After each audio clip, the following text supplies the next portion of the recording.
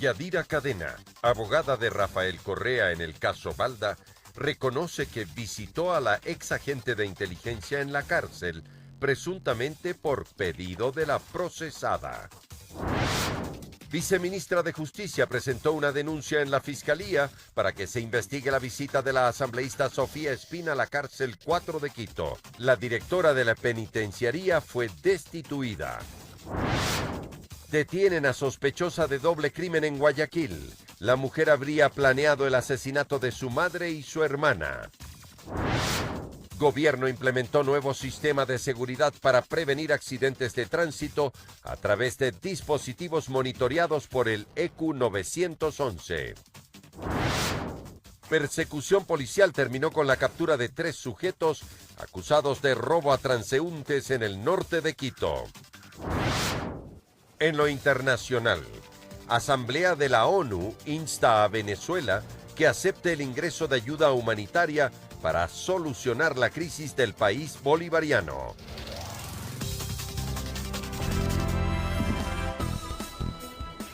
Jueves 27 de septiembre del 2018, amigos, es un gusto estar nuevamente con ustedes aquí en Emisión Estelar del Comercio TV con lo más destacado en esta jornada que iniciamos. Es un privilegio trabajar para ustedes.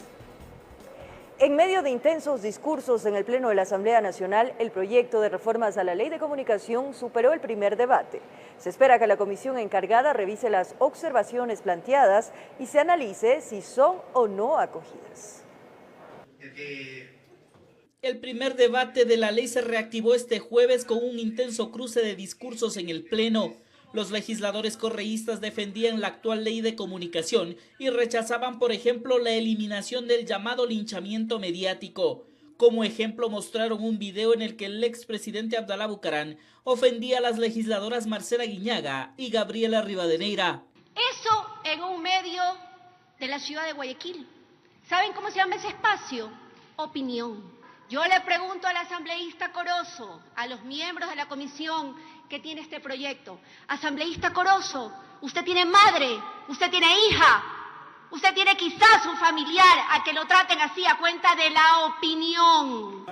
Le digo a la señorita, como la dama que se merece, que a quien tiene ella que reclamarle es al patán, como considera que le dijo esas expresiones vulgares en contra de una mujer y en contra de una dama. Yo como presidente de esta comisión lo que he hecho es recoger las opiniones vertidas por cada uno de los ciudadanos que han llegado a la misma, en donde han dicho que han sentido vulnerados sus derechos por quienes aprobaron una ley corrupta, una ley que atentó contra los derechos de los ciudadanos ecuatorianos. Y también hubo reacción en la oposición. En el Pleno, ellos les recordaban las acciones del anterior gobierno en contra de la prensa y los opositores. Y se olvidan de un deslenguado insultador profesional que se dedicaba a insultar a las mujeres, a los ciudadanos que pensaban distinto, utilizando los medios públicos, las cadenas, recursos públicos para cometer sus abusos. Poquito también de memoria, aquellos que les gusta vivir en el pasado.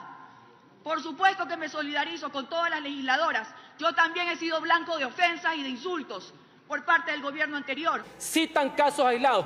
Vayan a la justicia para que imponga todo el peso de la ley. Pero ahí sí nos queda también para señalar que cuando el linchamiento mediático venía pagado con fondos del pueblo a través de las cadenas, ahí sí, viva la impunidad. Ahí sí nunca dijeron absolutamente nada, ¿no? El linchamiento es de uno o es de todos, no es selectivo. Se habló de la necesidad de que se garantice la entrega de frecuencias tal y como establece la Constitución. Hubo tiempo para rechazar la propuesta de los sectores radiofónicos de la renovación automática de frecuencias. El sector privado tiene el 91% del espectro radioelectromagnético, que es un recurso de todos los ecuatorianos administrados por el Estado. Y hasta eso se quieren llevar. El debate se alargó por cerca de 5 horas. Tras la intervención de proyecto retorna a manos de la Comisión para el análisis de las observaciones y para preparar el informe para segundo y definitivo debate. Informó Javier Gallo. Caupolicán Ochoa, abogado del expresidente Rafael Correa, está seguro que se dictaminará sobre seguimiento a favor de su defendido. Felipe Rodríguez, abogado de Fernando Balda, dice lo contrario y espera que se pase a la etapa de juicio por el secuestro de Balda. Este jueves, la audiencia preparatoria a juicio se instaló con la intervención de Caupolicán Ochoa, abogado del expresidente Rafael Correa, respondiendo al dictamen acusatorio de la Fiscalía General del Estado, que contiene 28 elementos de convicción. Cada una de las cosas que ustedes han ido viendo durante este tiempo que causaban escándalo, que los cheques, que el acto, que la desclasificación de la información, iban poniendo al país en vilo. Me daba cuenta de que realmente no correspondía aquello a la realidad y que lo que había más bien era una farsa, ¿no? Que lamentablemente jugaba con nuestra sociedad, con nuestra historia, con nuestros representantes, con exgobernantes.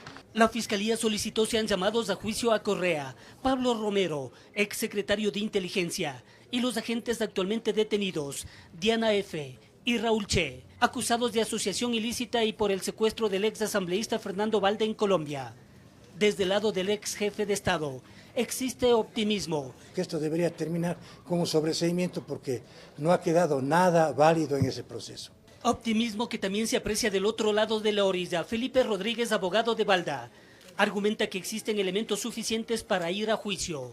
Y un tema adicional que es importante, que se ha mencionado, se dice que fue absolutamente legal la operación de localización y para ver lo que estaban hablando con Álvaro Uribe y la derecha de Colombia en esta reunión. Curiosamente, y la pregunta que hay que hacer, ¿pueden policías ecuatorianos entrar de infiltrados a reuniones en otro país sin orden ni autorización de juez colombiano? Y la respuesta es no. Rodríguez habla de supuestos errores que habría cometido la defensa de uno de los acusados.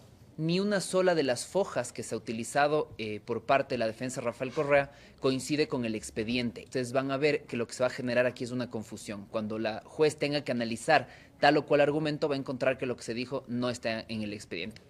Elementos que deberán ser tomados en cuenta por la Jueza Nacional de Garantías Penales, Daniela Camacho, para determinar si llama o no a juicio a los acusados, informó Héctor Romero.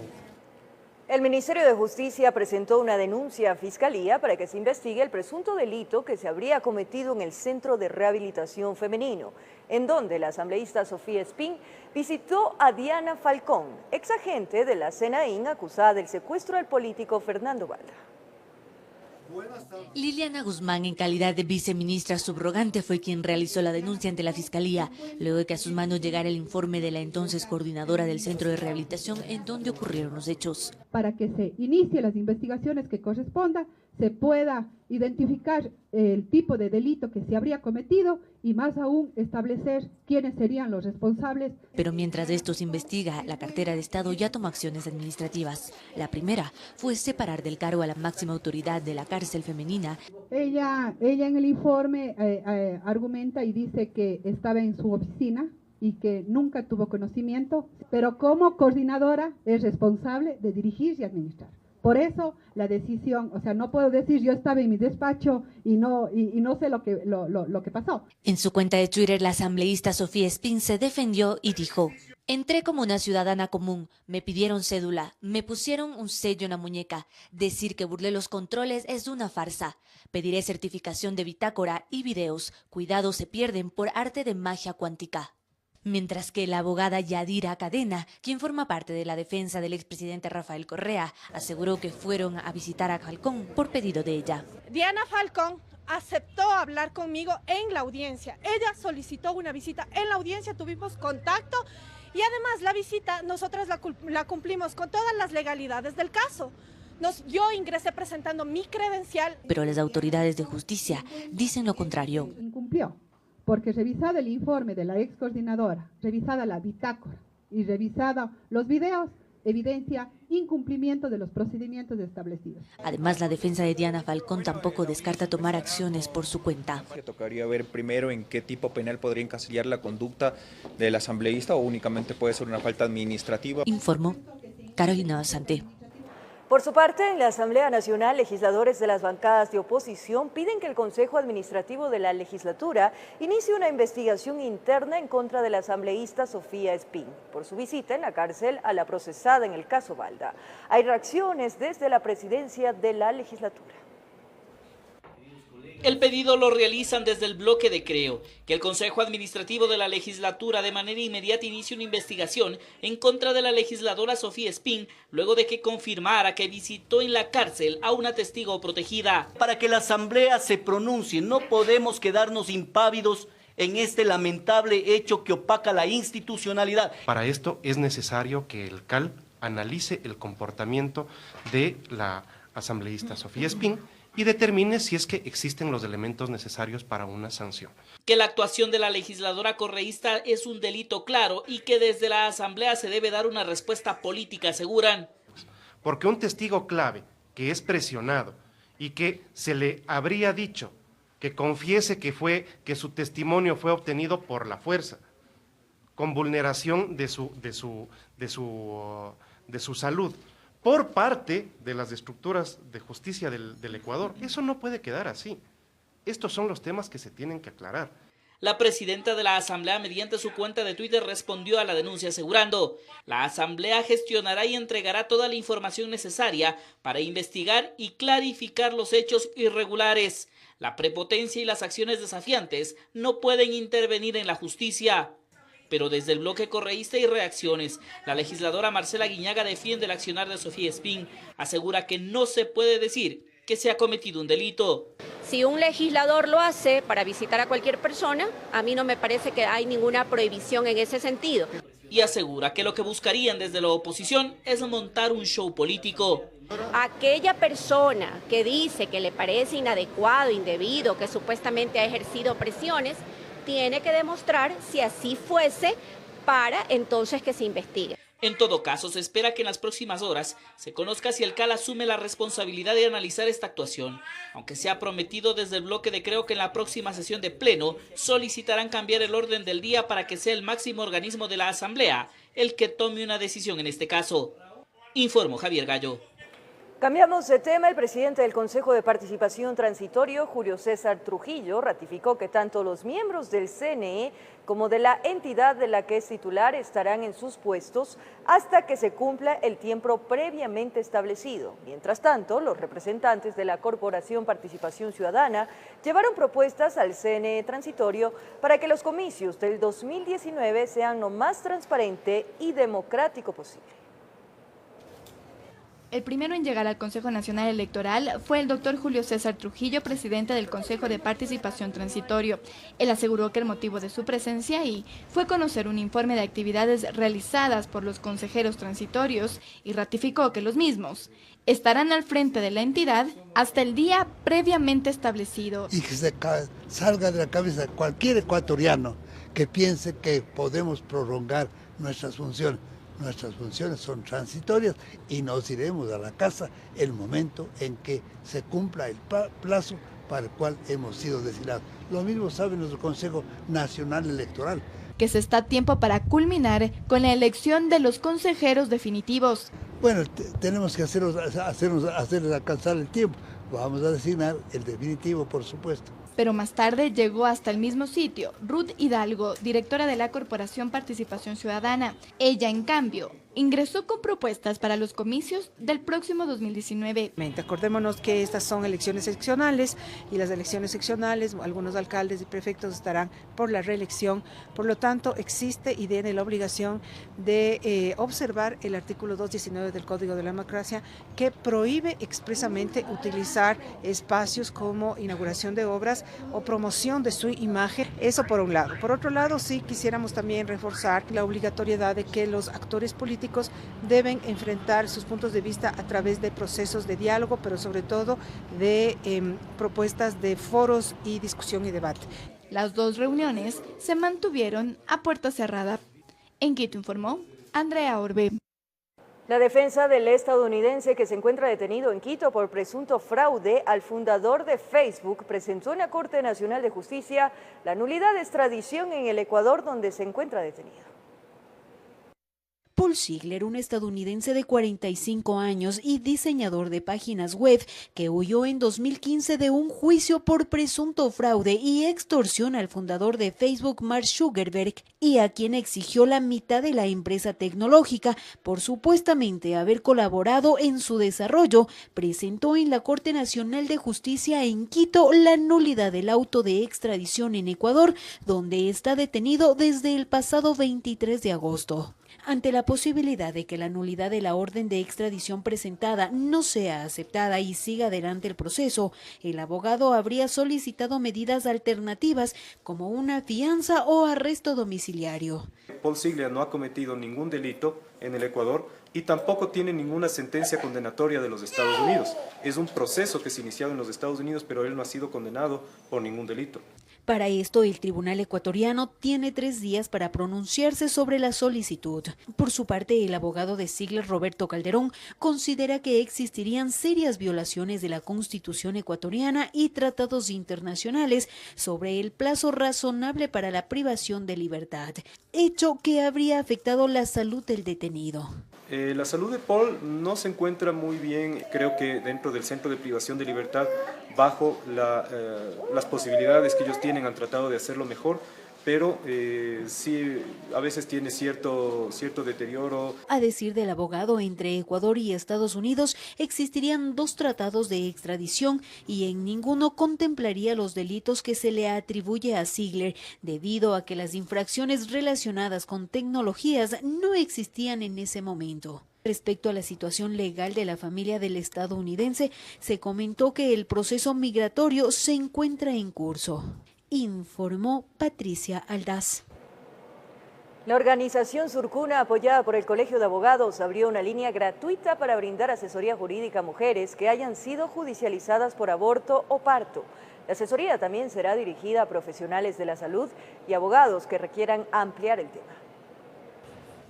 En el Ecuador no hay un registro oficial de mujeres que han sido víctimas de judicialización por aborto o parto. Los datos que se tiene fueron recopilados y filtrados por la organización feminista Surcuna, que lucha por los derechos de las mujeres. Ellos dan cuenta que desde enero del 2013 a enero del 2018 han habido 326 mujeres procesadas por los casos mencionados.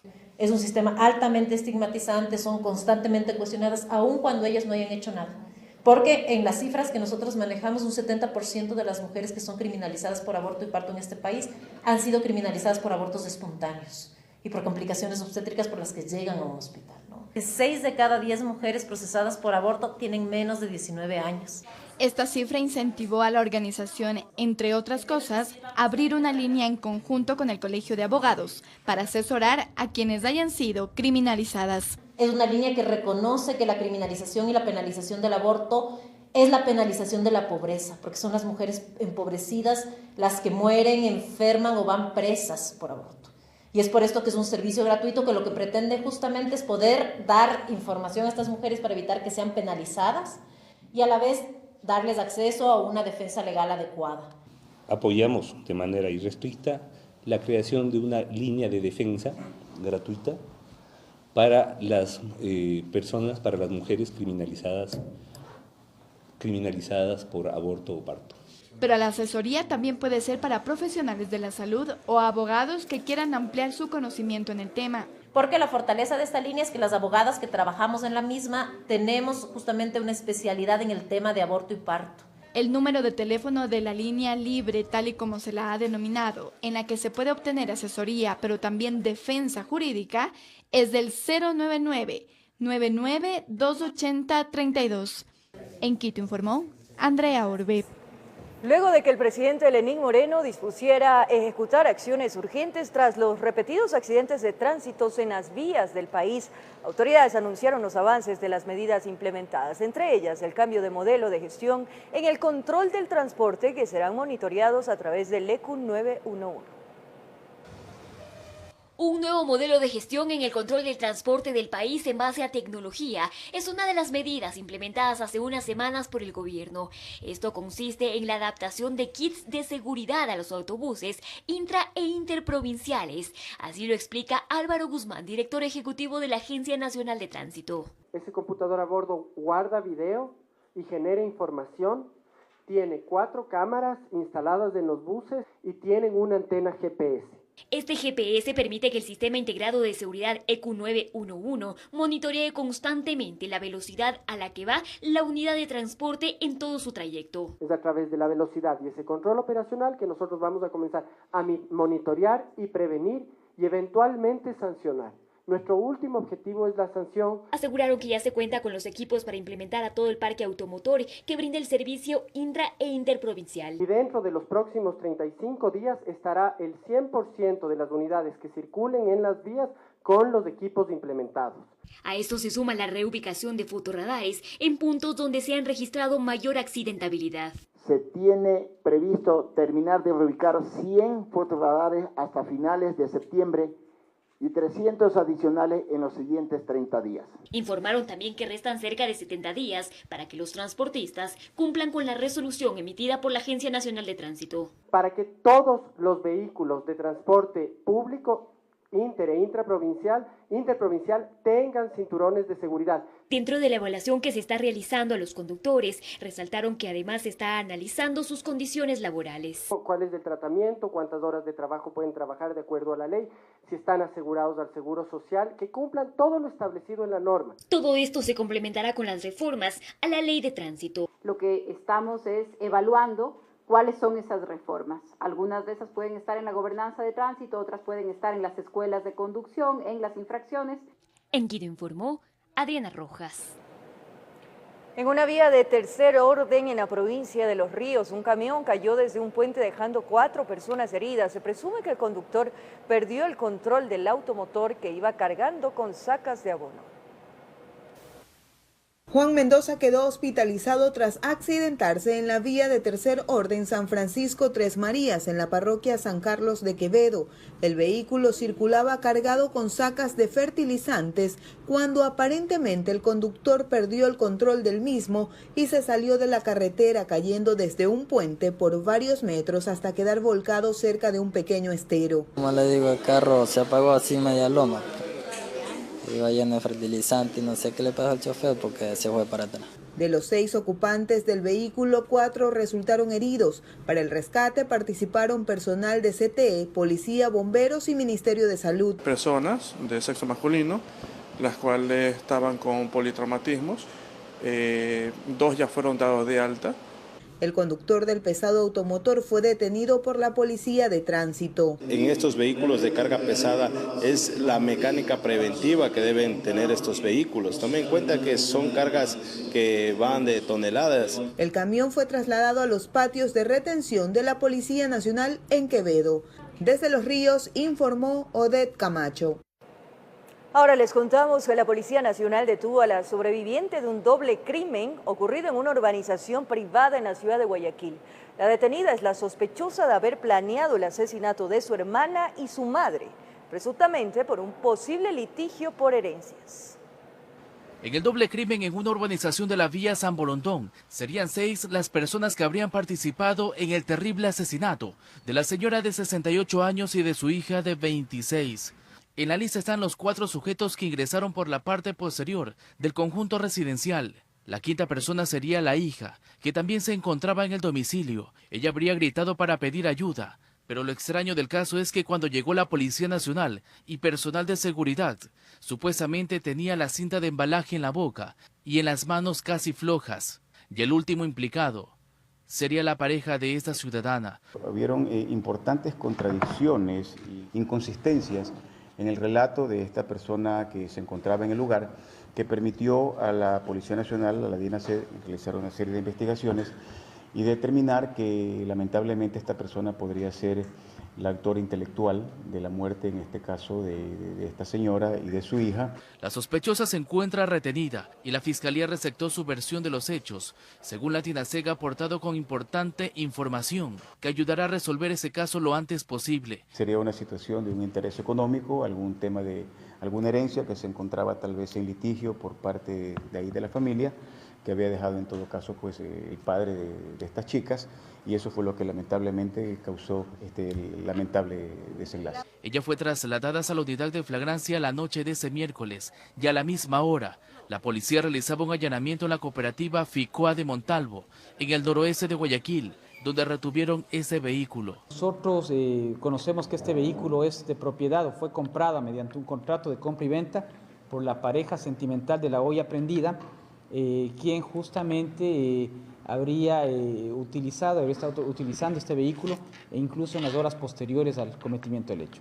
Es un caso que estremeció a todo San Borondón y Guayaquil al conocer lo que habría originado el asesinato de las dos ciudadanas mientras dormían. Con eso, el robo queda descartado como hipótesis. En base a la autopsia se presume pues, que la causa de la muerte ha sido una asfixia posterior a ese amordazamiento y posterior al haber cubierto su rostro con cinta de embalaje con un objeto externo. Podría haber sido una almohada, con la cual se produjo la asfixia de estas dos personas. De su parte, la Fiscalía se sumó a las investigaciones, también otras unidades especializadas de la Policía Nacional. Por ahora todo apunta a detener a la pareja de la familiar de las fallecidas y a las 4 personas que fueron captadas por más de una cámara de vigilancia de los vecinos de este sector, informó Charlie Pisa. Un operativo antinarcótico se registró esta madrugada en Guayaquil y Durán. Fueron 17 allanamientos que dejaron como resultado la captura de 12 personas y el decomiso de 5 kilos de droga.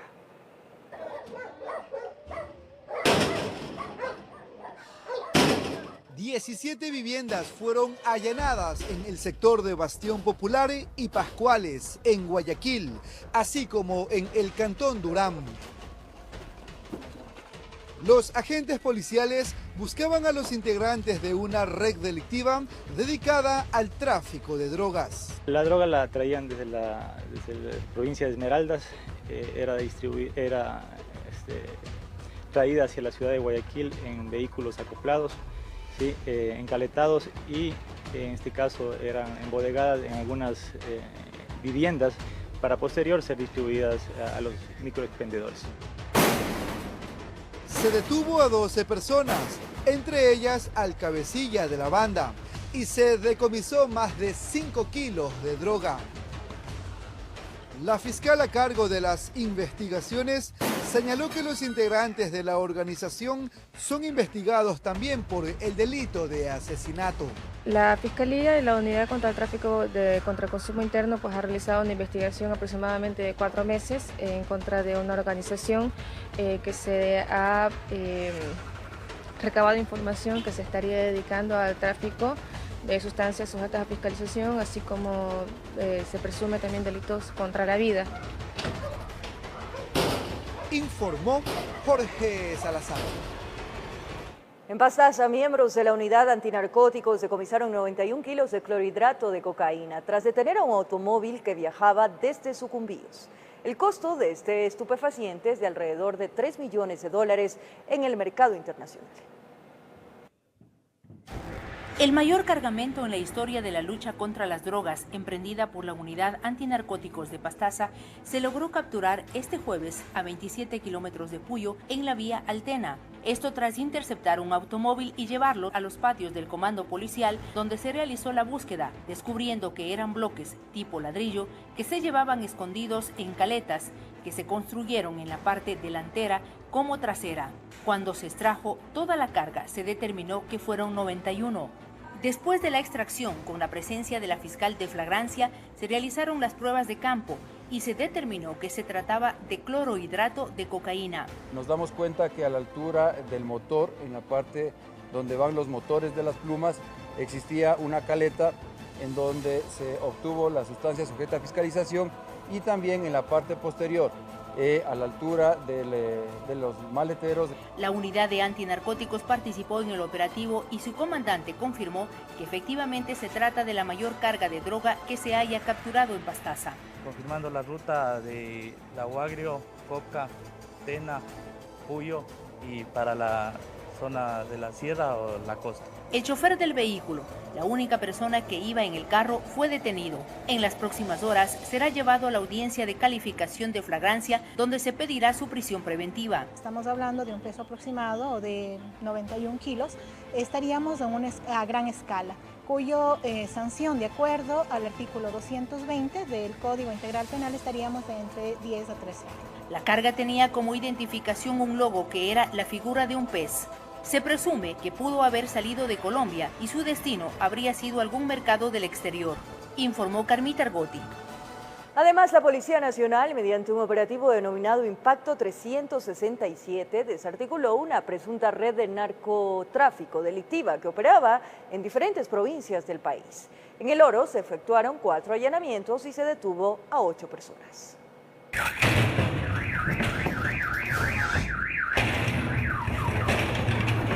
Luego de casi un año de labores investigativas, elementos de la Unidad de Inteligencia Antinarcóticos con Coordinación Europea o IACET, apoyados por el Grupo Táctico GEMA de la Policía Nacional, ejecutaron el operativo Impacto 367, mediante el cual desarticularon una presunta organización narcodelictiva que habría elegido a Ecuador como su centro de operaciones. Organización narcodelictiva que se encargaba de la contaminación de producto de carga lícita a través de sus contenedores para la salida de sustancias sujetas a fiscalización hacia el continente europeo. La acción policial se desarrolló simultáneamente en 4 provincias. En El Oro, específicamente en los cantones El Guabo y Machala, se realizó 4 allanamientos. Se obtuvo la detención de 8 ciudadanos que pertenecían a una organización narcodelictiva. Esta red utilizaba diferentes puntos geográficos de la provincia orense para la residencia, acopio y exportación del alcaloide. Cabe mencionar que dentro del tiempo que duró las indagaciones, a esta organización se le incautó más de 2,5 toneladas de droga en varios operativos. En las partes periféricas del terreno urbano, haciendas, y también fueron identificadas en algunos casos varios hechos de donde utilizaron casas como acopio y otros elementos que se pudieron sumar a las investigaciones. A los detenidos, mediante audiencia de formulación de cargos, les dictaron prisión preventiva. Desde Machala, informó Karina Valdivieso. Momento de nuestra primera pausa, amigos. Gracias por seguir en nuestra sintonía. Como lo anunciamos, en el norte de Quito, una persecución policial terminó en choque y la captura de 3 sujetos. Los sospechosos serían los responsables de una serie de robos a transeúntes. El viejo adagio al que madruga Dios le ayuda en esta ocasión no estuvo del lado de los sospechosos. El vehículo en el que se movilizaban fue divisado cuando circulaba a la altura del ex aeropuerto. El patrullero dio la voz de alarma y se activó el operativo. Ellos responden con una acción evasiva al control, iniciándose una persecución que duró aproximadamente 15 minutos. A la persecución se sumaron más patrulleros y motorizados del GON cuando a la altura del Parque Inglés el auto misterioso chocó con un taxi. Hasta ahí llegaron. La policía estaba a metros. Cuando intentaron bajar era demasiado tarde. Ya estaban rodeados. Y al cruzar pues me impactan, pero me quedé sorprendido porque al instante llegó la policía. Los 3 sujetos serían los responsables de una serie de asaltos a transeúntes. Se podría decir que estudiaron las horas vulnerables, salían a recorrer las calles en busca de víctimas que madrugaban, a trabajar, estudiar, en la noche cuando llegaban a casa. Habían estado actuando a partir de desde las 5:30 de la mañana en las inmediaciones del Parque Inglés, y de igual manera tenemos una víctima que reporta haber sido asaltada también por parte de estos delincuentes a las 9:30 de la noche en el mismo sector. Producto del impacto, el chofer y la pasajera del taxi salieron con lesiones leves. 2 personas que fueron víctimas de los sospechosos los reconocieron plenamente a los capturados, así como al vehículo en el que circulaban. Incluso uno de ellos fue herido con un arma blanca. Cuentan con antecedentes, son todos de nacionalidad ecuatoriana. El vehículo, una vez que fue interceptado, encontramos al interior, en la cabina del vehículo, escondidas las placas de identificación vehicular. Los indignados afectados no dudaron en ir a la fiscalía a poner la denuncia para que los sujetos respondan por sus andanzas. Sobre todo, varios vieron la muerte de cerca. En Quito informó Iván Casamen. En el sector de Tabacundo fueron detenidos 3 sujetos por estar aparentemente implicados en el robo de motocicletas y también accesorios de vehículos. Cámaras de seguridad registraron el momento cuando uno de ellos se lleva una motocicleta. Tal vez no se dio cuenta que su accionar iba a quedar grabado, o quién sabe, poco o nada le importó. El individuo camina sigilosamente, como no observa a nadie, empuja la motocicleta y segundos después se sube y se va. Los mismos que habrían participado en un hecho delictivo de un robo a una motocicleta en el sector de Tabacundo. El video fue clave para los agentes investigadores, quienes estaban trabajando para desmantelar lo que sería una banda dedicada al robo de motocicletas, así como de autopartes de vehículos en los cantones de Pedro Moncayo y Cayambe. El trabajo policial permitió ubicar un lugar donde aparentemente dejaban en piezas al vehículo de 2 ruedas. 2 extranjeros y un ecuatoriano fueron sorprendidos en plena actividad de desmantelamiento. Somos agentes de la Policía Judicial. En este momento ustedes quedan en calidad de detenidos por el presunto delito de receptación. Tienen derecho a permanecer en silencio. Tienen derecho a un abogado. Si no tienen uno, el Estado les va a proporcionar un abogado. Cada vez son más los casos donde aparecen extranjeros presuntamente implicados en acciones al margen de la ley. Según la policía, quien se lleva la moto ajena es un ciudadano venezolano. Nunca tuvo la intención de devolverla, más bien estaba ya totalmente desarmada. Mediante delegación fiscal y operaciones básicas de inteligencia, logra la localización y captura de 2 ciudadanos de nacionalidad venezolana y un ciudadano de nacionalidad ecuatoriano. Los detenidos fueron puestos a órdenes de las autoridades judiciales. Informó Iván Casamen.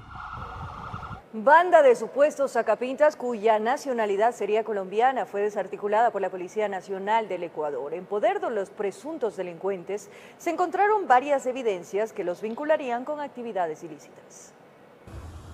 En el operativo Impacto 365, la Policía Nacional capturó a 8 ciudadanos colombianos de entre 24 y 54 años.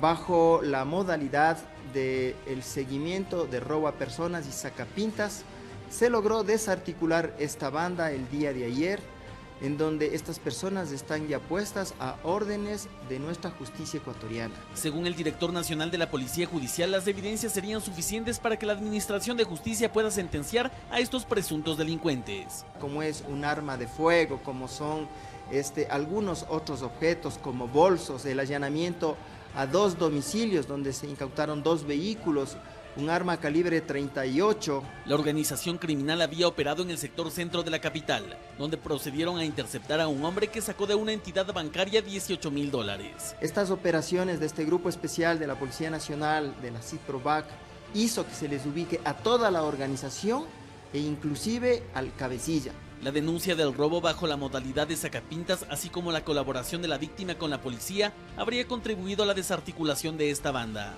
Vamos a seguir vinculando otros robos, por eso es muy importante que las personas denuncien y identifiquen a estos individuos. Además señaló que existe total confidencialidad a aquellos ciudadanos que denuncien delitos de este tipo. Guardamos las reservas del caso. Lo importante ante esto es que estas personas permanezcan tras la reja. Del total de detenidos, 3 personas serían de sexo femenino y 5 de sexo masculino. Las autoridades confirmaron que se encontrarían en un cruce de información con la policía colombiana para confirmar los antecedentes en ese país de estos presuntos delincuentes. Informó Javier Rosero. En el norte de Quito, 2 sujetos fueron detenidos cuando merodeaban el parqueadero de un concurrido centro comercial. Los extranjeros cargaban un revólver así como un arma blanca. Como que andaban perfilando víctimas o esperando la alerta que alguien salía con dinero para empezar a moverse. El vehículo tipo taxi y los 2 colombianos estaban al interior del parqueadero del centro comercial. Los uniformados se percataron que algo escondían los sospechosos y en cumplimiento de su labor les pidieron los documentos.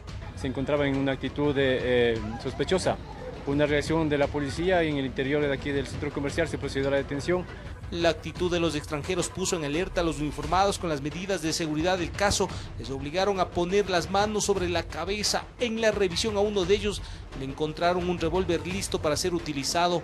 Presumen que se dedicaban al delito de sacapintas. No podríamos descartar de pronto en el sector hay muchos sacapintas, posiblemente no estamos aseverando nada, podrían ser alguna de este tipo de modalidad. En el país los extranjeros no registran antecedentes, además del revólver apareció un arma blanca, artículos con los que aparentemente atemorizaban a las víctimas. Al momento de ser intervenidos se pusieron nerviosos y cuando se procedió a hacer el registro correspondiente encontramos las armas. Por ahora 2 menos fuera de las calles, personas que con arma en mano son un peligro latente para la comunidad. Peor cuando hay resistencia, no dudan en tirar del gatillo. En Quito informó Iván Casamen. Un motociclista pierde la vida tras ser impactado por un vehículo. Este accidente de tránsito ocurrió en la vía Cuenca-Azogues. Solo la fría madrugada sabe del conductor que causó la muerte del motociclista de 29 años de edad, oriundo del sector Buenavista del Catón Pasaje, provincia de El Oro. La muerte del joven se dio en la vía Cuenca-Azogues, kilómetro 7+200, cerca del campo Santana. Sí, al momento, como ven que es la madrugada, 2 de la mañana aproximadamente, no tenemos ningún testigo, nadie que informe cómo pasó el accidente. Al sitio llegaron paramédicos del IES. Estos comprobaron que la víctima no tenía signos vitales, confirmando la muerte de Yasmani Fabricio Bernal, según la cédula encontrada en el pantalón del occiso. Lamentablemente tenemos un accidente de tránsito con una persona fallecida a la altura de la red estatal de 35, en el kilómetro 7 más 200. Por lo tanto, se hicieron cargo de la escena del drama peritos de la Oficina de Investigación de Accidentes de Tránsito OIAT, quienes manifestaron que lo sucedido se trata de un choque por alcance. Es un choque por alcance, volcamiento y como consecuencia, lamentablemente, tenemos una persona fallecida y abandono de un conductor y vehículo. El cuerpo del fallecido fue encontrado en la calzada de la amplia avenida. El cuerpo estaba sobre la calzada y la moto estaba a una distancia aproximadamente de unos 38 metros. Al momento se desconoce al causante de esta desgracia, así como también si el fallecido estaba manejando la moto o estaba de pasajero. Hasta el momento desconocemos si es conductor o es pasajero de la moto. Luego de las pericias de ley, el cuerpo del infortunado ciudadano fue llevado al centro forense de la capital Azuaya. Informó desde la ciudad de Cuenca, Francisco Ramírez. Con las noticias del espectáculo nos despedimos. Gracias por su compañía, cariño y sintonía. Un abrazo.